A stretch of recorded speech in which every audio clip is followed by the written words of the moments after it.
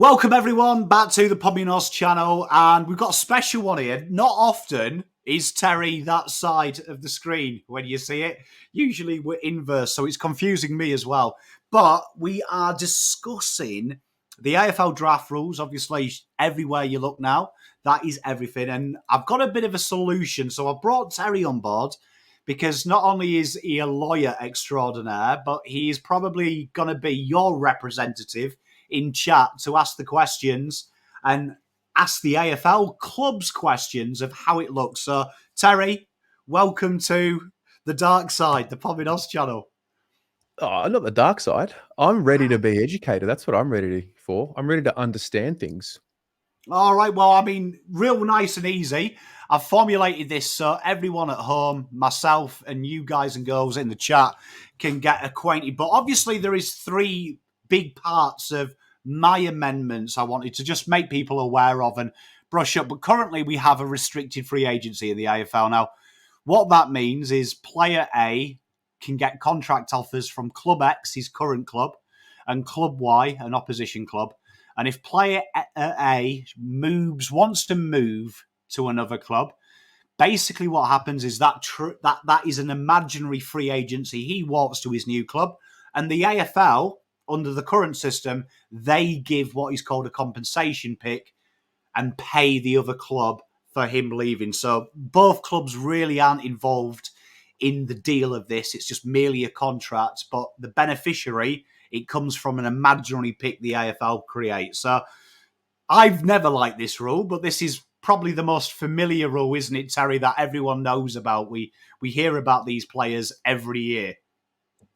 Well, the player ends up more times than not getting to where they want to go, even if they are restricted, which, again, I think how you framed it there, the imaginary free agent, it actually makes sense that way. It's a bizarre rule because we don't have it in any other sport. So if you follow like NBA, EPL, there isn't really anything like this anywhere else. With contracts, usually, once you're out of contract, it's the selling club's loss for not finding a fee for the player. Am I asking questions now or later? You can ask questions whenever you want, Terry. As in, so in this case, why don't the clubs have more power? And by the same token, why don't the clubs have more accountability for not being able to retain the talent by creating a great program? It's a great question, and it's one that this is why I don't like it, because I think all the categories of free agents, it's kind of, there's no pressure on the club holding the player to maybe do list management early and commit to the player. So they always seem to drag it out to these stages. I also think as well, Terry, it creates dishonesty because the way the compensation rule works, the higher the contract value, the better the pick. So it also creates dodgy back-end deals, in my opinion, which we have seen between St Kilda and Essendon, deliberately offering way more than what has been offered. So the other club benefits from the pick, which later becomes a trade with that club a week later. So I think it's a heavily manipulated rule, and one that kind of is very grey, that there's not really an onus on either party to really be fair to the player. It's more about being fair to themselves. So I guess in this case, player leaves club, AFL gives club compensation to cater for the fact that club couldn't retain player because they put so many years of development into the player. Yeah, that's how they formulate the compensation. It's basically like, I always like to think of this as it's like when you're 18 and you go off home alone and AFL are the mum and dad.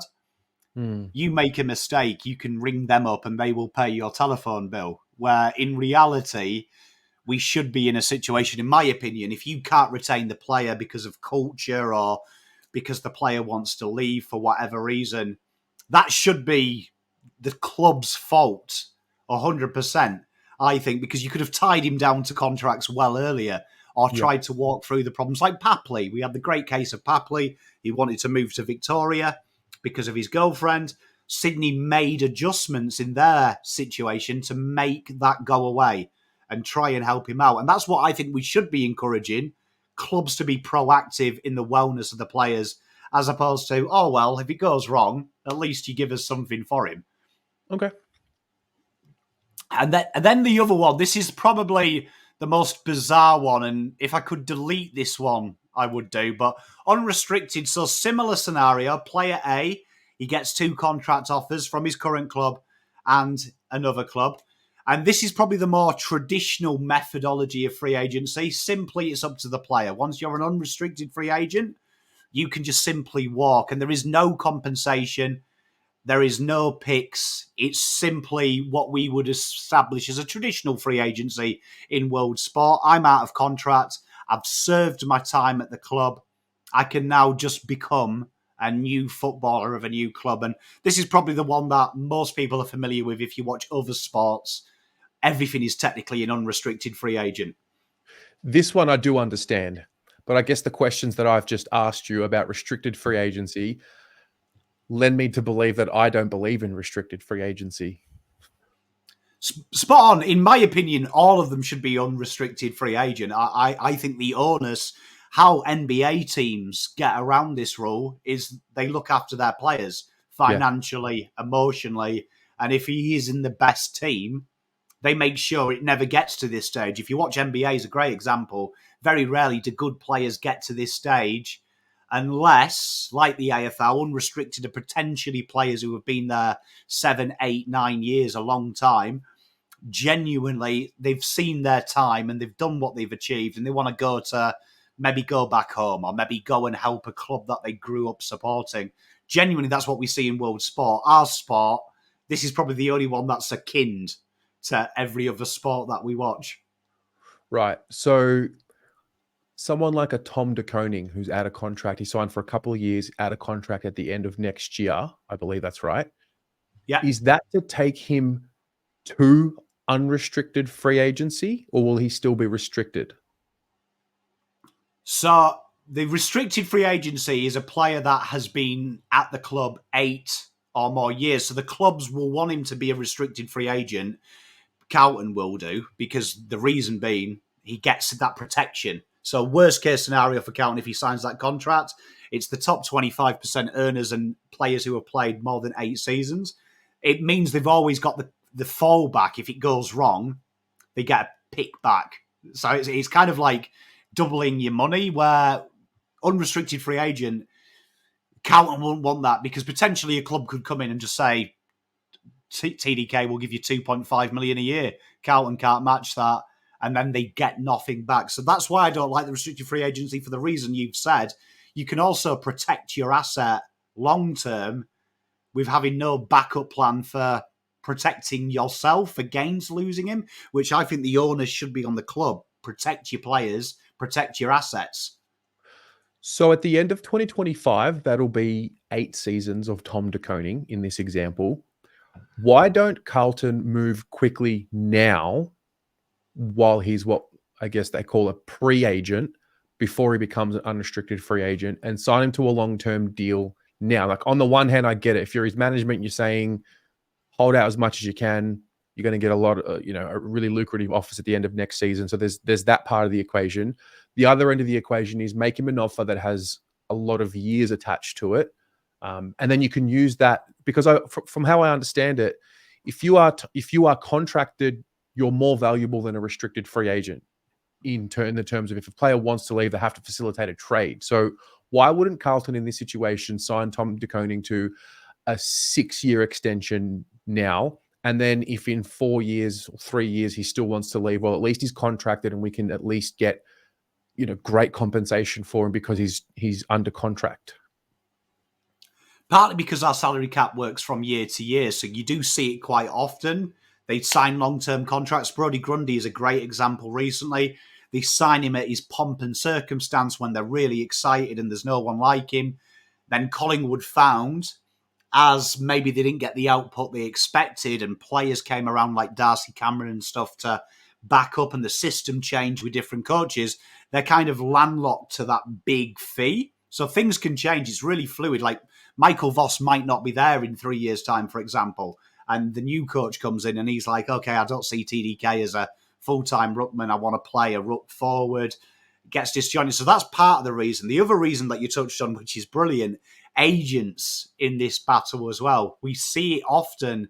Agents want to push this as close to restricted free agent, unrestricted free agent, because then they have the greatest bargaining tool in the world. They have the contract offer from St Kilda for $2 million a year in their hands, so they can go to Carlton and say, look, this is $450K more than you've paid us. My client's willing to go. So already these loopholes, they protect the teams, but it's sometimes these rules I don't think the clubs see, like you say, ingenious. They could do it for 8 years. They don't see that it also works against them with the way that the world revolves around money. Like, it makes sense for an agent to say to his player, Tom, don't sign now. If we wait till September, we're going to have big contract offers. I can go in and say you're worth $1 million more. So it really does discourage loyalty because everyone needs money. So this is a great bargaining tool for agents. It's probably the best bargaining tool in world sport. Wow. So why don't we cap the amount that an agent can earn on a contract? Would be great. It's something that I think we see in world sport, isn't it? Like soccer, potentially, they're richer than some sports players. That would be a real interesting conversation. I think it should happen. I really do think it should happen across all world sport. I don't think a manager should be able to make that much money. I do think, though, the quickest way to do it is change the narrative of these and try and put the onus on long-term security. Now, I'm not talking 10-year deals. I'm talking more 3-year deals, more 5-year deals. Try and help the clubs and the players have that long-term financial security, because ultimately, I think the AFL wants to stop player movement. I don't think they like it.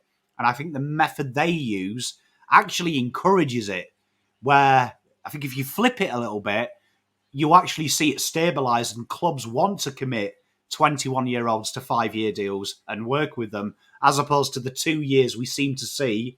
That seems to be the common one in AFL. Everyone gets a 2-year extension and then it drags out and drags out and drags out. All because of the floating salary cap, but also these systems will help players earn more money quickly. Okay. And then probably the stupidest AFL rule. Now, this is the Adam Sard rule for those watching at home. So there is also a non-contracted free agent. So this is someone that falls between both of the restricted and the unrestricted. And effectively what this means is the guy is unemployed. He's unemployed at some point in his contract officially, and his contract goes from a month to month. And it basically means that player A has the option of 2 clubs, but should he want to go to Club Y, another club, a trade must be facilitated between the 2 clubs. He can't just walk. And this puts a big pressure on the player, because the player has a hope that a club does what Carlton did in the Sard scenario, and they come to the table and they really want to get him and they're not going to do anything dodgy. But he's faced with the prospect of telling his club he doesn't want to be there anymore, and he has the option return to the club or enter the pre-season draft, which, of course, Jack Martin is a famous case. Carlton are one of the few clubs to exercise this option and risk ending up somewhere he doesn't want to. If a player is a non-contracted, unrestricted free agent, what's the difference between him just being... Yeah, why isn't he then categorized as an unrestricted free agent, therefore can go anywhere? Because the club's not getting compensation anyway. Yes, it's... Well, no one can really explain why the AFL don't just class them as unrestricted free agents, but an unrestricted free agent is very similar to the restricted free agent, but they are outside of the top 25% of the earners. So that's how the AFL categorise it. So restricted and unrestricted, very similar. They both have been there for a sustained period of time. The rule came in to be more focused on the bit part players. And I think the idea of this unrestricted was, right, I'm the 12th best earner at the football club. I'm outside of it. Maybe like a Lockie Fogarty. And the idea was maybe one day Lockie Fogarty, who's maybe a role player, gets a contract offer from a Gold Coast or a weaker club, but they're going to say, we're going to build the team around you. You've done your apprenticeship. We're hoping you come to a worse club and be the superstar. But in reality, players fall outside of these. So Adam Sard's a great example, was there only a few years.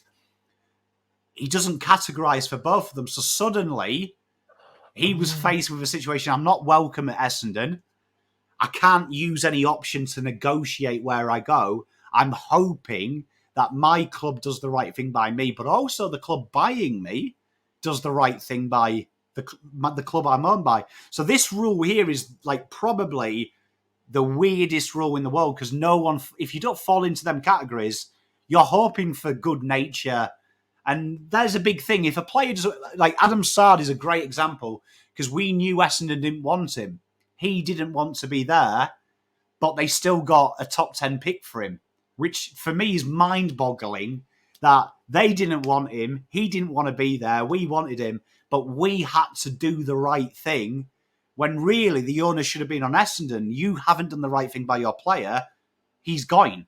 Unlucky. You get nothing. And this is a weird rule, Terry. This is one of them rules that I really hate, because I just feel you feel everyone falls in this category. Nearly 80% of free agents are this one. You mentioned the 25% thing just before. What was the context of that? Why does someone have to be in the top 25% of earners in the club to qualify to be a free agent? So that's the restricted free agent is top 25% earners. So the idea is he's a good player. There needs to be a compensation should you use him, because you're obviously paying him a lot of money because he's good. The difference between restricted and unrestricted is literally the salary that they earn. It means that they're not in the upper echelon of players. So it's a silly metric to do. This is a rule that has existed for like 10 years and the game has changed. In them days, we saw long-term contracts. Now we see short. So why doesn't free agency count? Maybe it should count for a player. And again, this might be a silly question, so help me out here. Why shouldn't it be for players that you draft? So in the case of Adam Sard, the Bombers didn't draft him. Why doesn't free agency take place when you've just done service in the league as opposed to a club? It's a great question, and it's why we're seeing so many of these non-free agents. Like I said, they're the highest percentage because there is so much trade and there's so much giving up on a player after 2 or 3 years and he hasn't become a star. I agree with you, Terry. I think one of the amendments should be AFL long service, but these rules were implemented really when the landscape of football was totally different. Players were getting long-term deals. Players were being one-club players, where now we're in kind of a disposable income with draftees that 2-3 years they don't quite show something, they become disposable very quickly. And Adam Sard is one of them case in points. Left Gold Coast, showed a bit, was playing for a rubbish club. Essendon thought he was the guy to take them to the next level. Then it doesn't quite work out for whatever reason. Then Carlton take him. Them yo-yo players are so common in this league. You've got Will Setterfield, 3 clubs. There's so many 3-club players. And that's why this rule here now suddenly is at the forefront. Because you look at the free agency list, like I say, 80% over the last 4 years have been this category. And it's a category that helps nobody at all, really. We're relying on the AFL not to be a competition, to be an ecosystem. You've actually just allowed me to understand it a lot more clearer and maybe more angry as to why Essendon got a pick. I can understand, even though I might disagree with it, the argument of, we drafted a player, he left, he's a restricted free agent, we get compensation because we put so much time into developing him, and therefore we're going to get a pick in return. Yeah, fair is fair, everyone's a good bloke, and no harm, no foul. But in this case, what if Adam Sard wants to leave, touchwood, Adam Sard wants to leave Carlton next year, even though he wants to leave, even though he's done a lot of years, in the AFL, we would still get a pick. We haven't benefited from the development. Essendon, for example, didn't benefit and didn't lose out from the argument of we developed him from a young age to now, but he was treated like a restricted free agent, if not more. Spot on. And like, that's the big difference between these two rules as well. That like restricted free agent is 8th and 9th season in the AFL. In the AFL, top 25% of the club currently earners. Yep. Unrestricted, you have to be there 8 years. So to the one club. So Carlton will benefit from Adam Saad because he's chopped and changed. But I always say it this way, look at that rule and its loophole. That player has to survive 8 years, potentially being jettisoned every 2 years to have some form of protection himself. This is why it's so common now, non-contracted free agents. And you're right, Terry, it angers me. It's why I was angry about Chera. It's why I was angry about Saad, because really this isn't the buyer's club fault that the player wants to leave. And you are relying on the benefit of the buyer. You're relying on, and suddenly I don't think that's a competition then.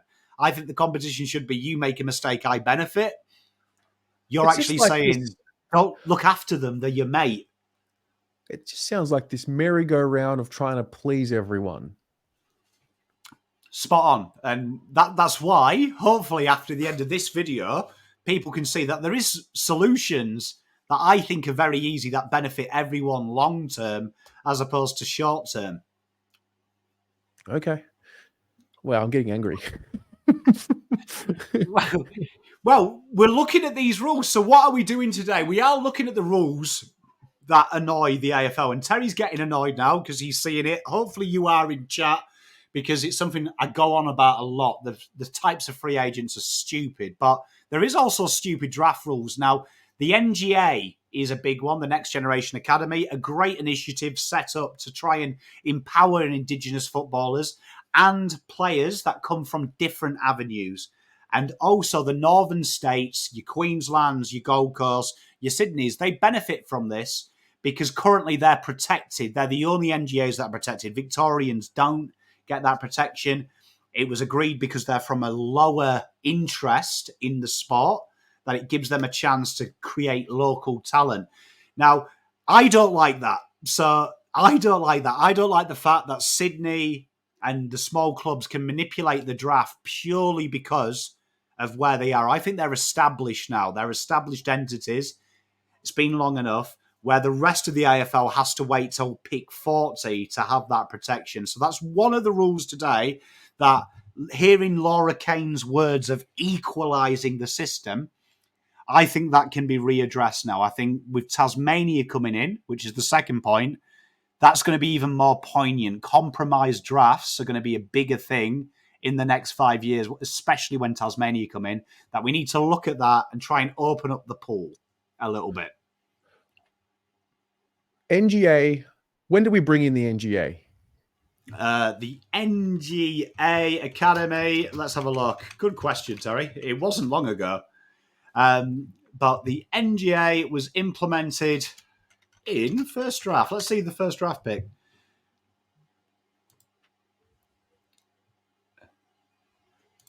So it was pandered 2006 and started to be implemented in 2015. Right. So is it fair to say that we are now finally at that point where the NGA is now starting to really take shape? The players are developing at a rate that they're so much more ready now for the AFL than what they were when this was first introduced. And that's why we're seeing conversations around the mechanism for getting your NGA player into your club. 100%. And I think it's one of the reasons I hate it so much, that I think they should be protected. But I don't think, because you've obviously put 5, 6, 7 years in some cases into a 13-year-old, 12-year-old boy. You've learnt the system, they've learnt the culture, they've learned everything there is to know, and it's a higher level training than it is playing for Bendigo Pioneers. We're talking, this is almost AFL at 12 years old. I don't like the fact, though, that you can get a top 5 player for the value of pick 20.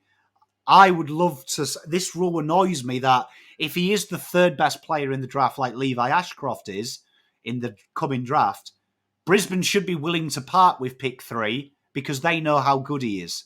And the argument I have with this is they've put the time, the money and the resources in it For me, it's more valuable pick 3 to them to pay for him because it's a no-brainer. They know everything about him. It's more of a risk for Eagles to pay pick 3 for someone they don't really know, because this guy has got loyalty to Brisbane already, and most of these kids have loyalty to their NGA because that's all they've known. So we need to get fair worth for these players. Like, it's a cheat code, really, because they're getting AFL quality training. Who decided, and how was it decided, which club got which zone and why? Well, some of them have existed for a long, long time, but when they did start breaking it up, especially when GWS came into the system, it was kind of finalised that the Canberra club and the Sydney club would get that area totally, and that was closed off to everyone else. Obviously, you had North and Hawthorn. They had the agreement to play in Tasmania, so it made sense to give them a Tasmanian flavour. It is something, though, that hasn't been addressed, because Carlton's zone of Sorrento has existed since the 70s. And this is my argument with the zones. They're kind of dying because Carlton don't really have the influence that they had 100 years ago, where you could just go out and buy a kid. Like, Cooter tells the story that if he was born a street along, he would have been a Collingwood player, right? And he would have gone to a Collingwood-themed training academy. But them days are gone where Carlton could just go to Sorrento. There's the next Gary Ablett Jr. and just say, right, you're a Carlton boy. He never goes through the draft. He never goes through any system. No one ever hears about him. Round 1, 2030, we present him. Now everyone knows everyone. So this is where you're spot on, Terry. The territories as well, it's really unfair on clubs, because I'm a firm believer the draft for an equaliser, worst team gets best player, regardless of that player's loyalty. So, Carlton reserves. Let's just say we found a kid in Ballarat, wanted to have a look at him. Are we not allowed to say, hey, come and play a few games for our Carlton reserve side? If he's under the age of 18, it would be to go into an elite system and train with the NGA. He would have to be from that club that owns that area. He couldn't just come to Carlton.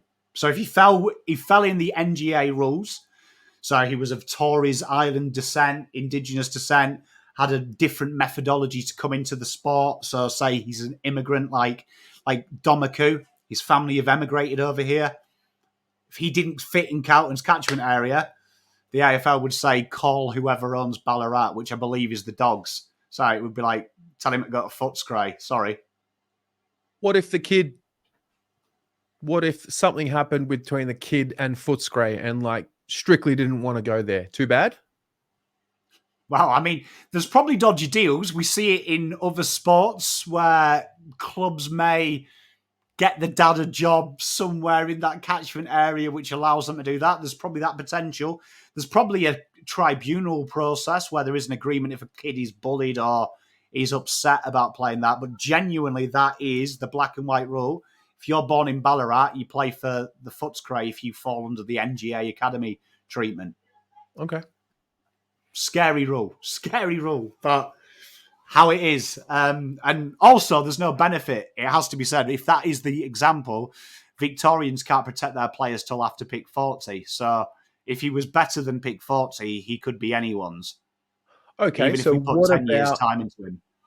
What if then clubs decided to, in a backdoor alleyway, in a back room, liaise with a local club or a state club to ensure that the player doesn't fall in a certain draft range to better the price that they would have to pay or to better their situation? Like, what's to stop that from happening?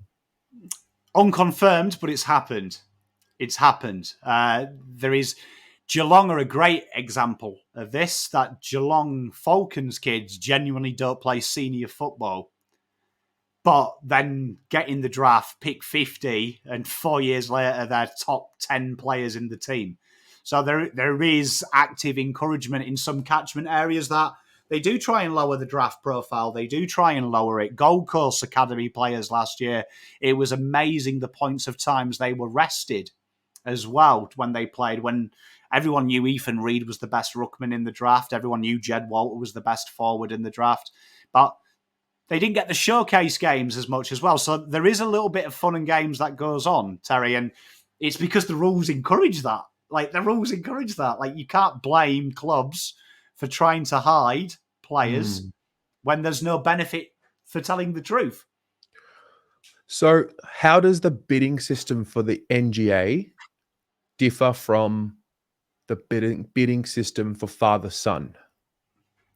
So the father-son, doesn't matter what country, what state, whatever you are, if your dad played 100 games for your club in one fell swoop as well, so that's not just 100 games in the AFL, it's 100 games for one specific club, they can nominate father-son. And it doesn't matter if that's pick 1 or pick 380.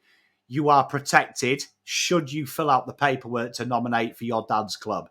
NGA, if you're Sydney, if you're Gold Coast, if you're Brisbane, you get protection 1 to 300. If you're a Victorian club or you're one of the West Coast Eagles clubs, after 40, that is. So pick 40 onwards, he can be protected.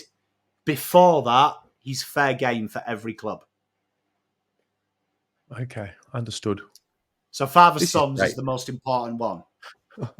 This is doing me a lot more of a service than it is to you. No, it's good. No, it's good because you're going to ask the questions that I take for granted as well. And yeah, that leads on to the next one. We talked about NGA's Tasmania. Tasmania are entering the draft. So the AFL currently at plan 2028, they will enter. So they will enter the draft around that point. This is going to compromise the drafts even more so than what we see now, because the AFL's plan currently is 15 picks in the first round in the first 2 years. So they haven't specified if that's 10 1 year, 5 the next. It's just 15 picks in the first 2 years. This is going to compromise the draft because already we're seeing NGAs in under 16s and under 13s that probably will enter this draft around this time. So we could have real heavily compromised drafts in 4 years' time. Wait, break this down again. In the next 2 years, there will be 15 NGA or academy picks, 15 picks in the next 2 years used on academy players. No, so the AFL's plan for Tasmania is that they will get 15 picks when they enter the draft in the first 2 drafts that they enter between them. So one of the examples that they gave is there was an understanding the clubs had ticked off their first draft. Tasmania would get pick 1, 2, 3, 4, regardless, 9, 10, 11, 12. That's a bit wild, isn't it? We've seen it with Gold Coast. Gold Coast, they tried the early access, so they were allowed to take kids a year before the draft, which didn't work because what happened is nearly half of them pissed off to Victoria in 3 years' time. So that didn't work. GWS, they had a little bit of a different methodology of that. They entered the state league very early, so these players could play for the club and kind of had some success that way. The talk is at the moment that some of them picks will have a caveat. They have to trade them, which has been an interesting one. But at the moment, we don't have anything concrete. All we know is that there will be AFL draft concessions for Tasmania to help them build a list. So that's why I think Laura Kane's acting fast now, because these are going to be a problem. When you look at the state leagues of under 16s, there's about 10 of the 50 players already who are tied to clubs in NGA or father-son. The year after, there's about 3 of the top 10 are father-sons, one of them being Cody Walker.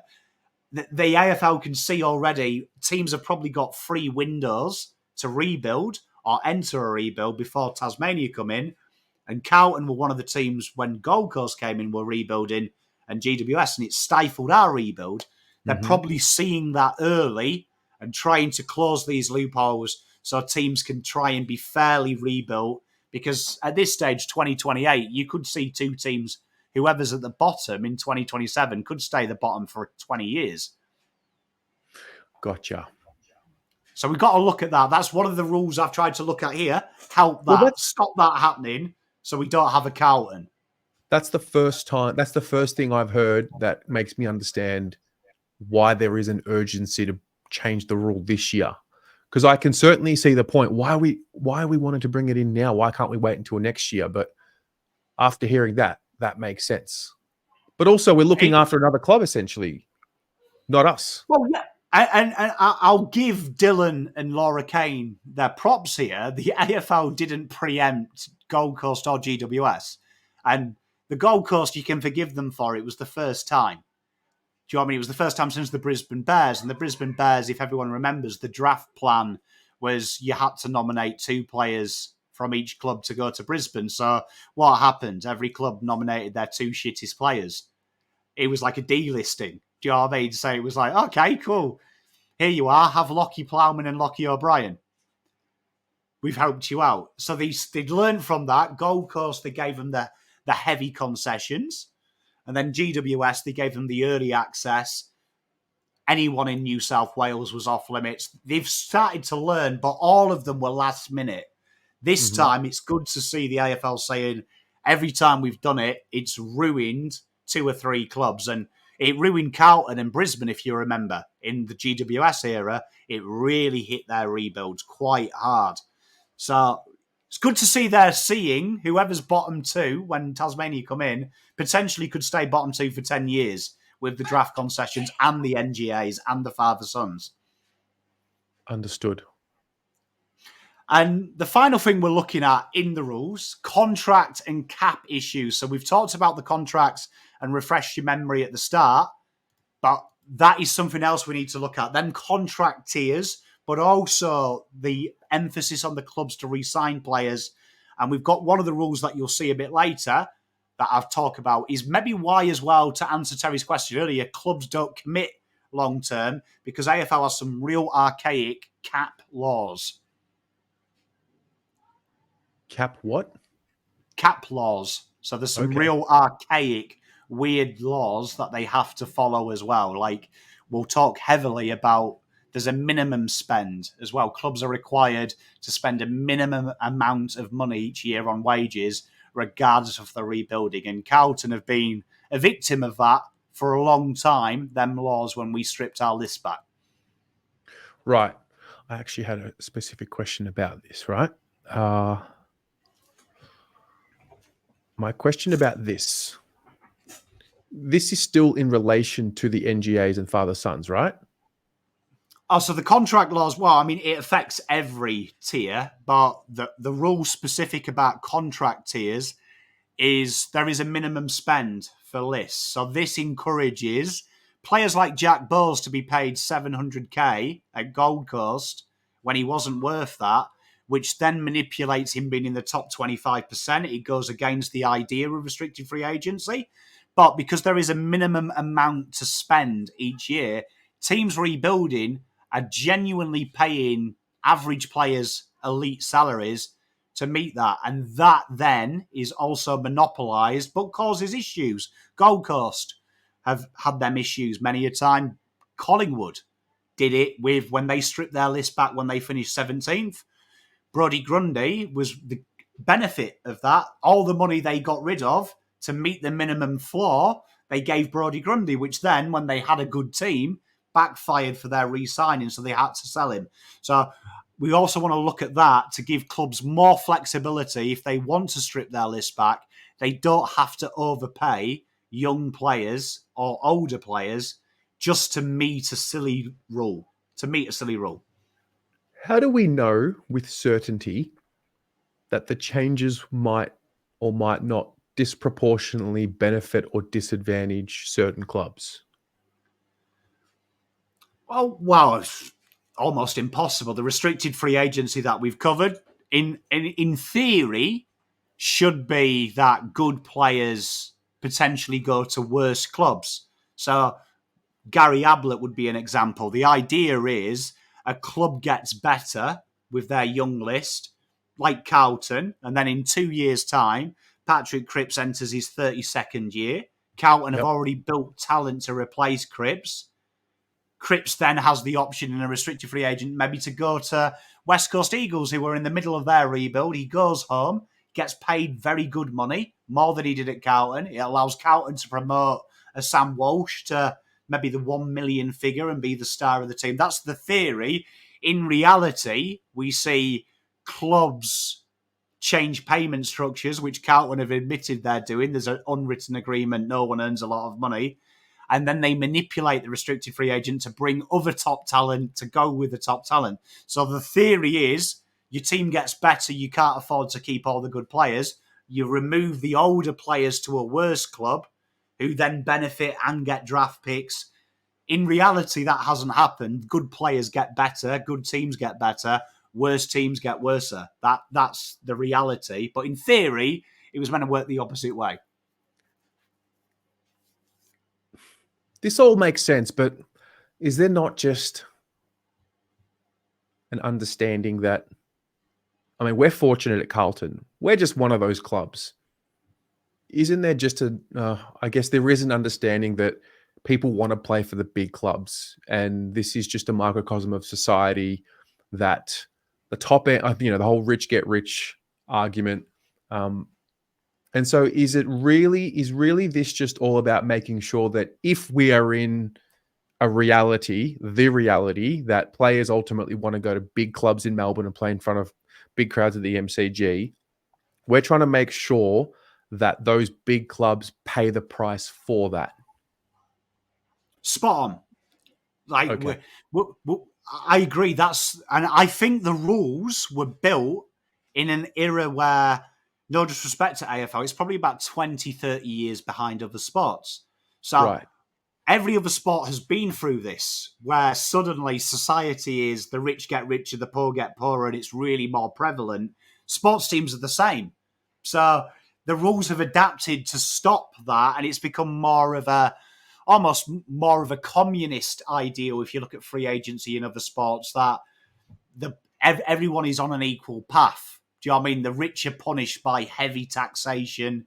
In other sports, heavy salaries. The weaker teams have got lower salaries, so they can afford to pay a little bit more for a free agent, and it works out balanced.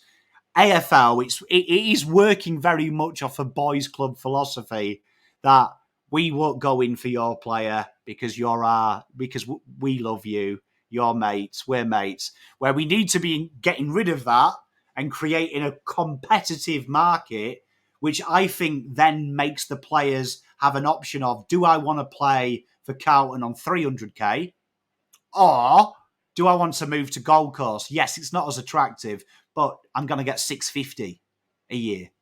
And that's how it should work, that the worst teams with better salary caps can attract the stars who are maybe winding down their career, which ultimately will help their draft profile by having some good players to work with them. At the moment, we're seeing the teams monopolise, like you say, the big clubs. The big clubs monopolise it, which we're trying to get rid of.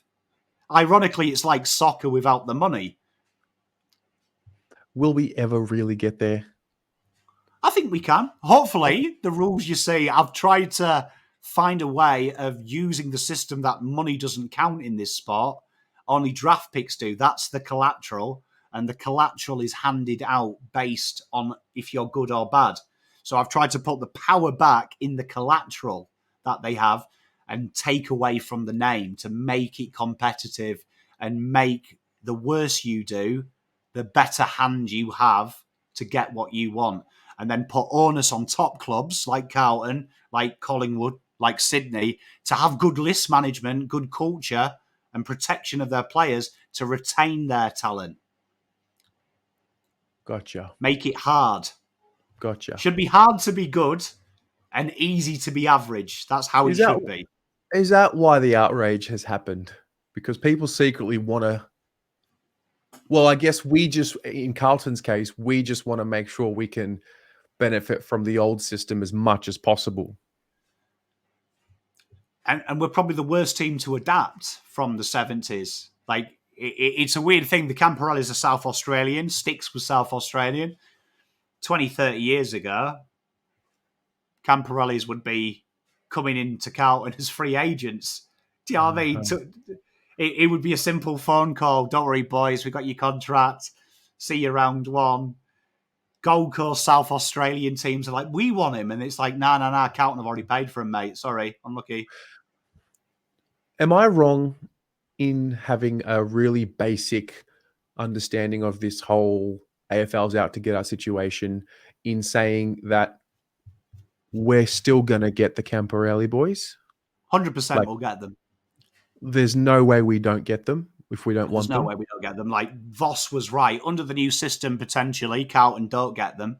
But people forget there's a trade window where we have a future first. That future first unlocks the door of a second rounder, which everything we know about the rules, one thing I can guarantee, the new rules will be to match a bid on the first, you must have a first in that bid match and a second to match the second. And that's the one thing Carlton lack.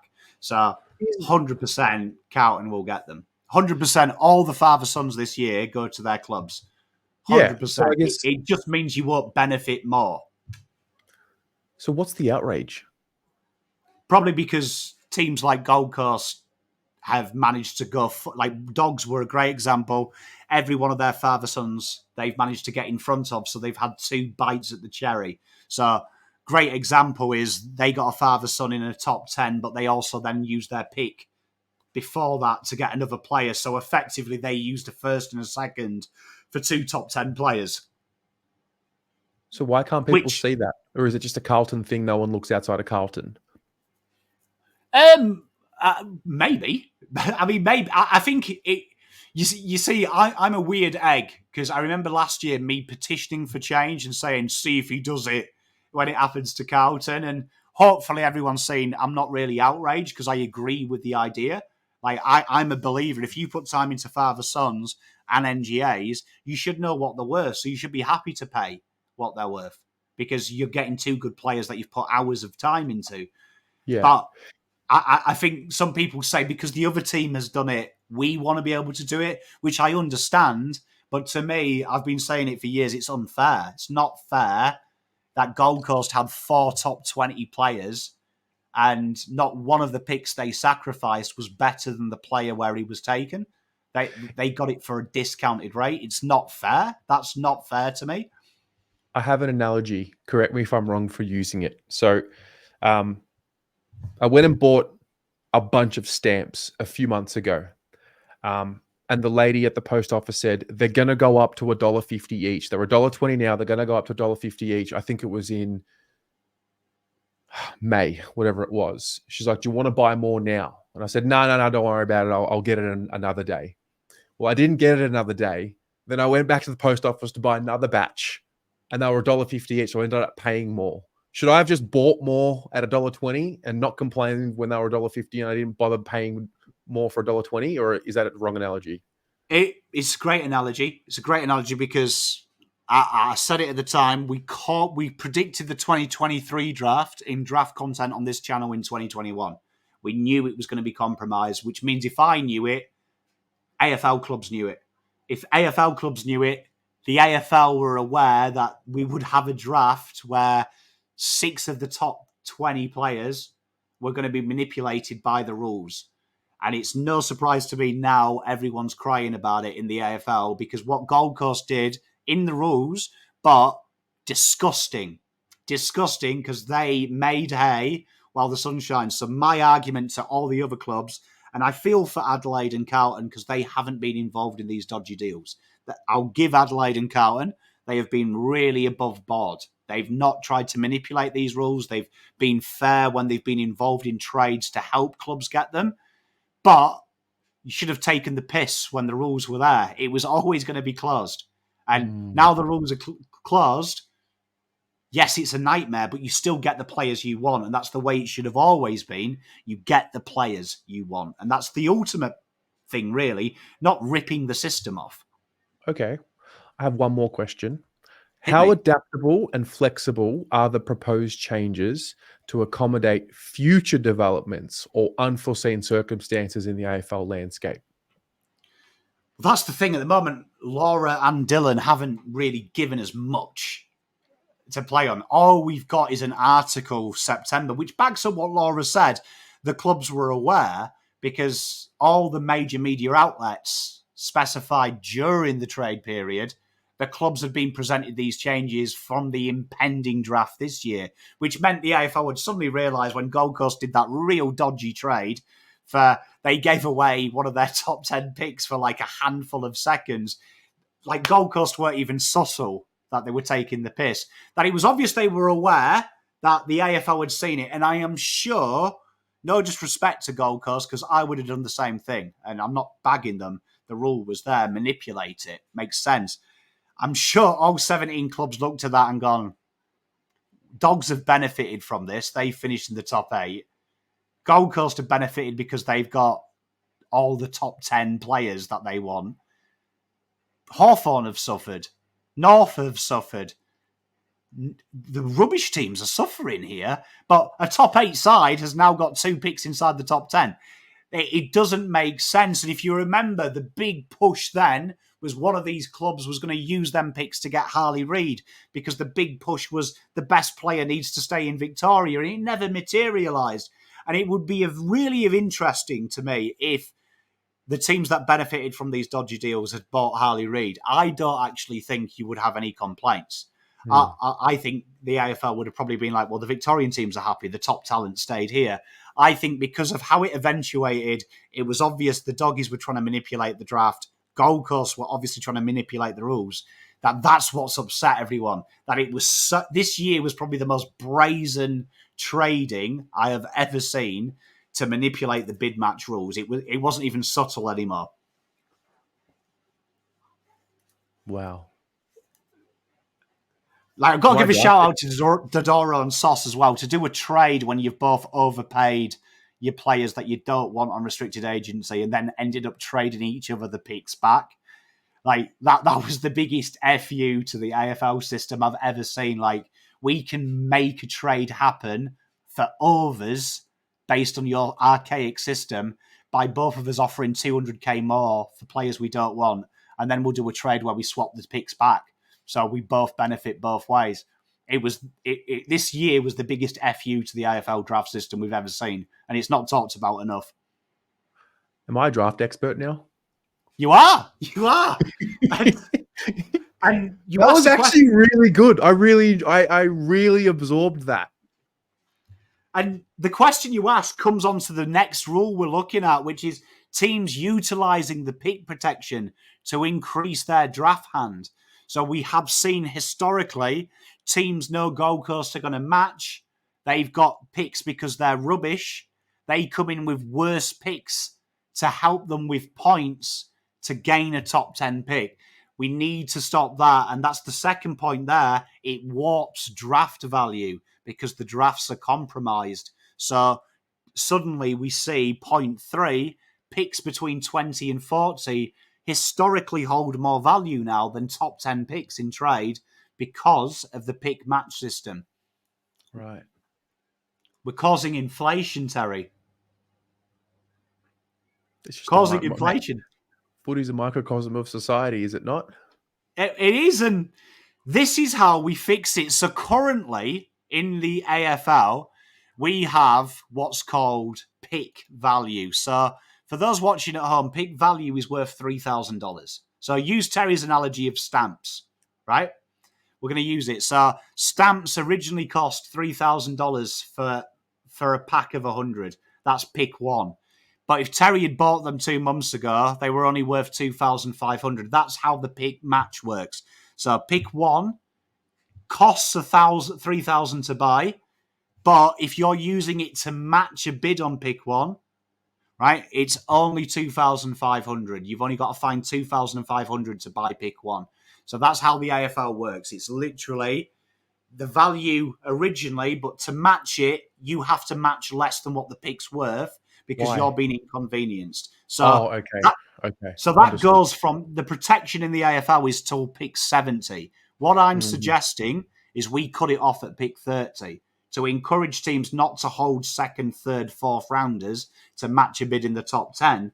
We're encouraging teams to bid and buy picks 30 below. That's where the points value is, to force clubs to hold picks, but then trade good picks in, which increases the value of a top 10 pick, which it should do in the AFL. They should be valuable picks. NFL, NBA, when pick one's traded for, you pretty much buy a team with pick one. In AFL, you maybe get 2 players who are good and 1 average player. Mm-hmm. So, any questions about that, Terry? We've ruined the AFL draft system with point 1. No, I like that. That makes sense to me. I understand that. I'll ask questions when I don't know. Okay, well, the next one this is the big one for me, and it winds me up because it's a misconception, and I hear it about the Camporellis all the time, and all father, sons, and NGAs. The AFL actually make you file paperwork before the final lodgement of the draft. So that's usually around finals, that clubs have to go to AFL House. So Ben and Lucas, they have a conversation with them, Carlton do. Ben and Lucas go, look, we want to come to your club to honour our dad. We want to be like Daddy. We want to come to Carlton. Carlton go, okay, great, cool. We're going to nominate you as our father-son. So they then tell AFL House that the agreement is done. Ben and Lucas only want to play for Carlton under the father-son nomination. What I'm suggesting at this point is when they lodge that nomination, an intention to draft these boys, every AFL club who lodges that paperwork for NGA or father-son must, by the draft start, hold a high-value pick, which is deemed in the AFL pick 25 or more. And that is per player you have entered that paperwork for. They must be, once draft starts, you must have 2 picks. If you have 2 players, 2 picks 25 for the protection to incur. If you don't, they are not protected. They are fair game for every AFL club. Okay. Why can't we... So Ben and Lucas, let's just say for argument's sake, they'll both end up in the top 25. Maybe they will. Maybe it's not an argument. Why can't we give up pick 24 and our future first round pick instead of pick 24 and then finagling the situation where we find pick 25 as well? Yeah, you could do. So in reality, that's probably what you'll see. If Carlton you got to remember that Carlton can trade in the draft. And I think that's what they'll do. I think whatever the rules are, Carlton will go, right, Ben's definitely in the top 20. Mm-hmm. Lucas is probably 25 to 30, right? But Ben is probably definitely a top 20 player the way he's going. They'll probably look at the points for him first. And then they'll be like, right, if we can keep the future first in reserve in Arsenal, we're going to use pick 16 to match Ben. We'll just trade live.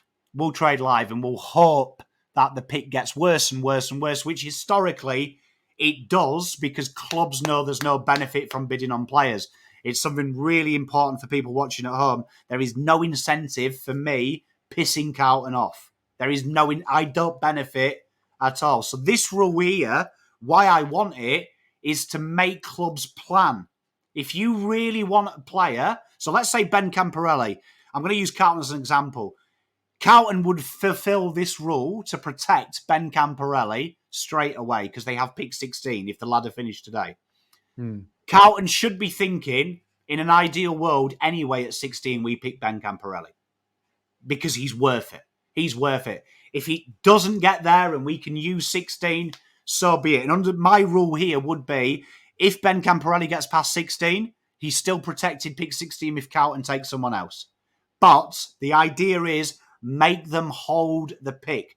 Don't let Carlton trade pick 16 for 30, 35 and 40 just so they can manipulate the draft and get a 16 player for that.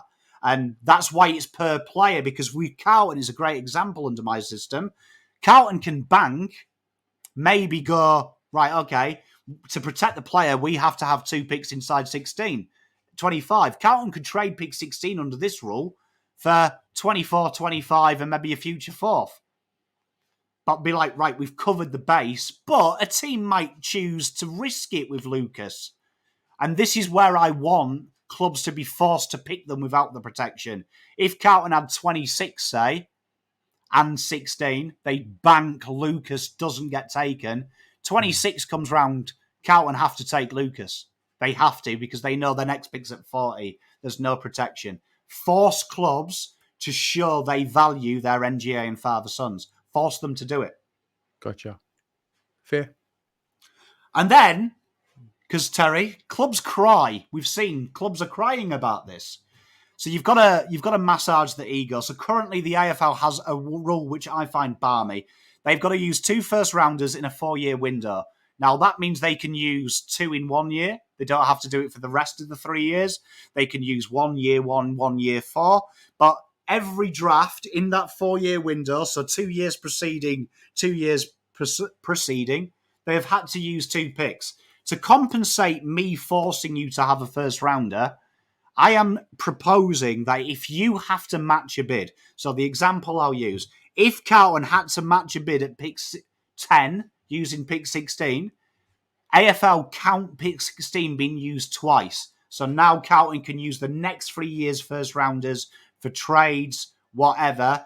Every matched bid you've had to match, it'll count as using it twice, even though you've used it once. So you don't have to fulfill the 2 first rounders in 4 years. It gives teams trade flexibility and a benefit for us being negatively affected by a bid. Gotcha. I think Nick Austin would like that rule. You what? What's that? I think Nick Austin would like that rule. That would be, I think, one that would cheer him up because it means that he can chase ready-made players or draft picks next year without having to worry about future years. Gotcha. And this is it. Northern States, close your ears. I am proposing that the Northern States lose their protection in the first 5 picks. So I think that currently all the other states can't NGA protect a player till pick 40. I understand New South Wales, these areas are low interest of football. But my belief is the top 5 picks in the AFL are for the 4 worst teams in the league. They should be able to, at any stage, take the best player available, regardless of where he's trained. They should be able to take whoever they want in them picks and not be affected. And the idea here is Brisbane would be affected this year under this example. If Brisbane really think Levi Ashcroft is pick 3, trade for him.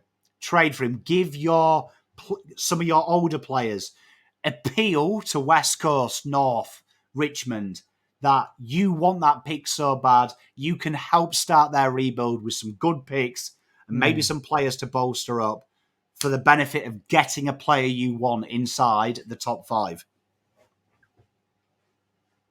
I like it. This is just for NGA picks, not for father-son picks. So like the Nick Dacos situation.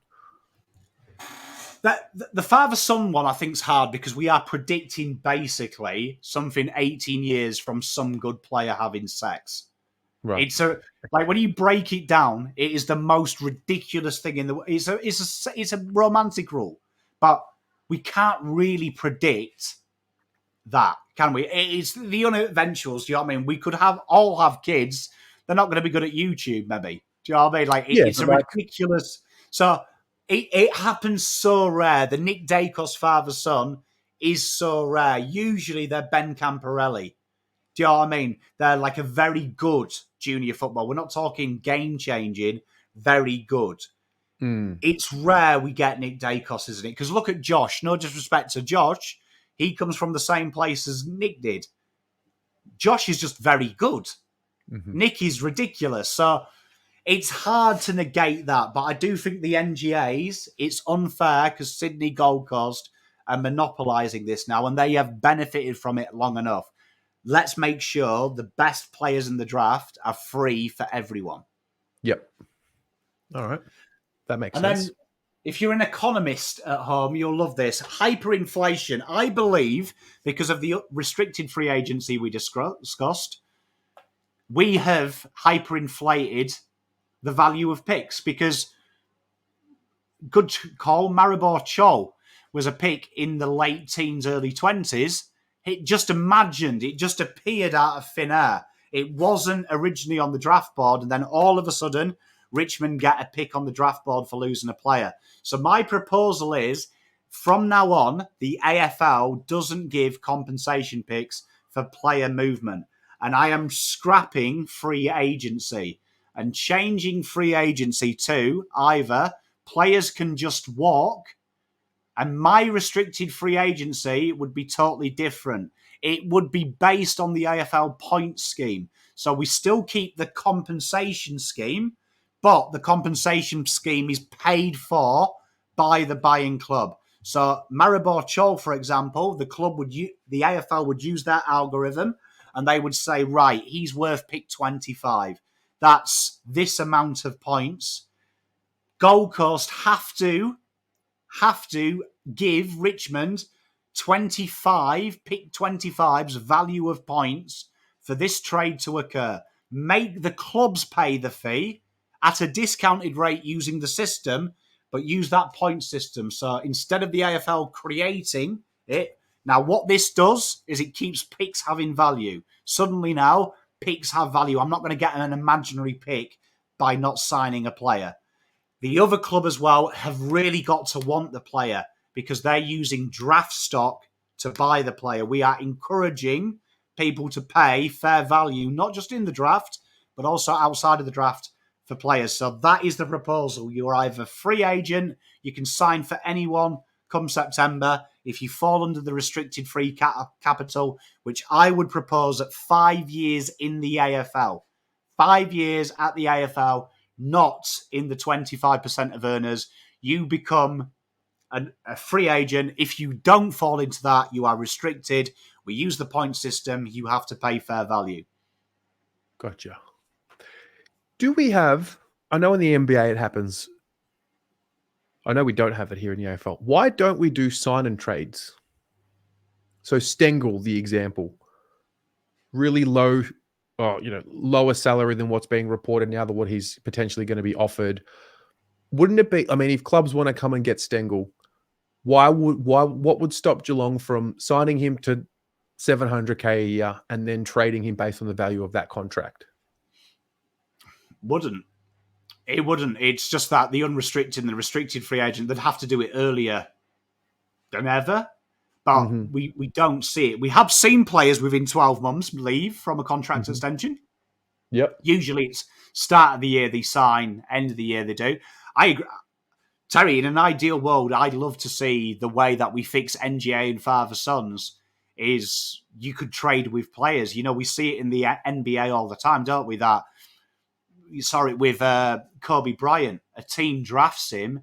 Lakers can't get the draft stock for a pick swap, but they have an agreement.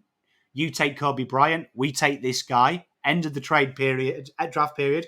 We trade our players we've bought, and we do a back-end trade with players and picks for next year. And we do that. We don't often... There's something we could learn. I would love to see, Harley Reid, for example. Wouldn't it have been great if West Coast take him, everyone's conversation dies because now he's a West Coast player, but then they had 2 weeks to pander him to other clubs. How much do you want him? Wow. Because we see that in NFL and NBA all the time. Top players get taken, which other clubs have hoped he slides to 3 or 4. And then a trade is facilitated during the draft period of, okay, we'll take your pick 4. We can't do it now, but we'll pick someone you want. And in 2 weeks' time, we trade. Luka Doncic and Trae Young is the example. On trade night. On draft night, I should say. Yeah, do you know what I mean? Like they preempt the trade to draft what you want, what I want, and then they facilitate it at a later date to make it all make sense that we have that rule, because I think it would help clubs match bids a little bit more smarter. Okay. And that's just to reiterate, no contract forced trades. So I don't want this restricted free agency that if, let's just say, if, I don't know, Will Hayward was a restricted free agent, he wanted to go to Carlton, he wasn't a restricted free agent, he was an unrestricted, we'd have to force a trade. The Adam Sard trade. I want an end to this. So that's why that hyperinflation rule exists. I want the onus on players like Adam Sard. You sign them or you lose them for free. There should be a punishment for you not fulfilling a player's requirement. And I don't believe in this nonsense of player power. I think the players should have power to play wherever they want, whenever they want, for however much money they want. Should be an onus on club culture to stop that ego. And if you can't, you lose the player for free. Yeah. The issue with that is, it's just more accountability on the club. Good list management. Good list management, Terry. Yeah. Good list management. If you value, like Stengel, he's coming out of contract. If you value Stengel, 3-year deal. Yeah, pay him. Chincotta, great example. If you're unsure about a player, protect yourself with a 20-game extension. It's not hard. Like we're not asking the clubs to see into the future, but how hard is it with someone like a Chincotta or a Sard to say, look, we're building into your contract. If you play 20 games, contract re-signing. If you're not too sure about Sard, let's put ourselves in Essendon. He's meant to be a superstar. Why don't you put in the contract, if you make AA 40, year extension? You can literally put a contract extension in the AFL for anything. So why aren't we forcing these clubs to protect themselves at the contract table, not when the problem arises? Understood. And here is the big one. So we've got Tasmania. So I am proposing Tasmania come into the AFL draft 2 years early. Now, the talk is in the State League, they will play the state football in 2026. So I'm saying give them their picks when they enter the State League system. So they get 4 years, and the other clubs the year before will get 4 years worth of picks to be in line with using your 2 picks every 4 years. Instead of giving them 2 years in front, they give them the full 4 years, right? So we do it early, give them the future announcement, but then Tasmania can enter the draft and sign 3-year deals with our players to play State League football, lesser skill involved, but allows them to take players and develop them, not in the AFL, in the State League system, give them access to the State League football, bring them in early with an additional $2 million in their salary cap so they can play these young kids way more money than they need to playing state level football, so it's still attractive, learning the system so they are competitive in the draft, but also in the AFL year one. Year one. Mm-hmm. That's the plan. And the final one, my favourite one, the Jack Bowes law. 2 years ago, we saw Jack Bowes, because of the ceiling of the cap and the floor, Gold Coast committed to Jack Bowes for 4 years for $700K. They couldn't afford to keep their list paying him that. So then they traded him to Geelong. Geelong got a first rounder for taking on his salary and Jack Bowes. It's called a salary cap dump. I am proposing teams are banned from participating in salary cap dumps if they finish top 8 of that year. So good clubs don't benefit from getting picks. But also the AFL removes this floor of salary caps. So you can spend as little as you want on salary to try and encourage clubs to do what Hawthorn do. Strip their lists back as quickly as possible and not have to overpay players to reach a fictitious floor. Let clubs use their salary as they see fit. So if it's all 40 kids on 100K, so be it. Let them do it. Fair and reasonable. So they're the changes, Terry. I've fixed the AFL. Thanks very much. My pleasure. That was really interesting for me.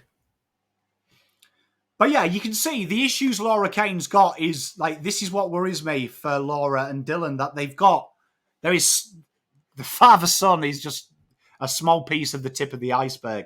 There is 1,000 laws of that trade and draft that have been manipulated that I would prefer they close them all in one fell swoop. Let's just close them all and then everyone's going to be unhappy. But everyone will benefit in 4 or 5 years' time. So why don't we be proactive in this? Because I know that there's talk and accusations around, why are we making these decisions midway through this year? So we're about to see changes potentially to the father-son and mechanisms of the father-son and the NGA. What can they do and announce in this off-season that's coming up in 2024 to tell clubs by the end of 2025, this will come in? Be ready. unequivocally, we're telling you now. I personally think that there's so many clubs affected next year already by NGA and Father Sons that if the AFL don't have to bring it in this year, I think it's too short notice to announce it formally. There's no smoke without fire. I don't think the clubs are aware it would be so imminent. And so I don't think you can feasibly do it in fairness till 2025. But the effects of 2025 would happen now. If the AFL came out and said, right, from 2025, Father Sons, you have to have a first rounder to bid in the first round. Second round. That affects the trade now.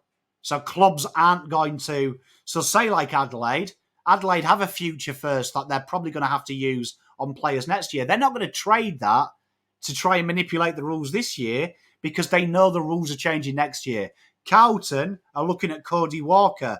They're not going to trade a future first this year at the expense of maybe trading back for 2026 next year. Everyone's going to start thinking ahead, going, shit, these rules are coming in. So I think you would see a massive effect straight away without affecting the draft this year. I think if they announce the rules, this is your last year of these loopholes, suddenly, and I guarantee the AFL clubs are arrogant. One club will be arrogant and trade future picks out, and suddenly next year it'll backfire. And that's when the AFL win by saying, well, we warned you. You had a trade period to fix it. Now you've only got one to fix it. If you do it 2025, clubs have got 2 trade periods to fix, and that's fair to me. I think 1 trade period isn't enough to make any wholesale changes. Yes. So that's for these changes for Father, Son, and NGA. What I'm asking is, what else can they implement for the future by telling clubs now to be prepared for next year? And so I'm basically looking... I think what we just did here, I'd love to see Laura Kane and Dylan to say, right, look, 2028 is when Tasmania come in. Draft this year as normal. Warning, 2025, the rules change. 2025, these are the rules change. 2026, we're going to look at how them changes have affected and potentially rework free agency and rework the compensation scheme. That year comes after that. What we would like to see is player movement on contracts, player movements on contract picks. Like literally say a 5-year plan of 2028, this is what it looks like. We're going to have the most equalised draft in the system, but have these plans in front. Say the AFL clubs now have agreed 2025, we scrap what it is now, and these are the harsh measures to draft players. But then provisionally say what you're looking at fixing, saying we don't like the fact teams are manipulating the contract. Yeah. Do it. But I think it's just literally put a pathway of what it looks like, dream, and what we're going to address each year. Mm-hmm. I love it. Oh, cheers, Terry, mate. I'm glad you enjoyed it. Chat, any questions, let me know. And I'm sure this will be a subject we're covering at length for the next 6 years by the sounds of it. Yeah, and I think, I'm going to do this for you, but if you have anybody that you know that is a little unsure about this topic, send them this video. Just send it to them. Timestamp the specific question that they're asking about and send it to them. Pommy, thank you. This was great for me. Cheers, mate. I had so much fun, and thank you for your questions, and look after yourself, everyone. We'll see you soon. Go Blues. Go Blues.